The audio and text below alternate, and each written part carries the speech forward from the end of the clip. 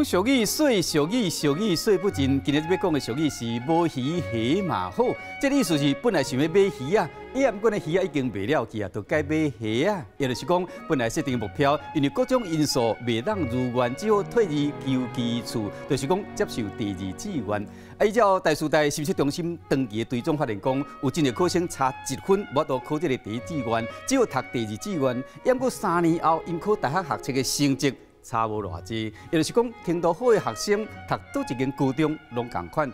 所以讲，大家人拢希望佫会使达成伊的理想，不过毋是当代志拢会当如愿。若是讲结果甲期待无共款，现实甲理想出现精彩时，就无一定爱坚持本来设定来增加无必要的困扰。唯有接受改变，嘛是一种智慧。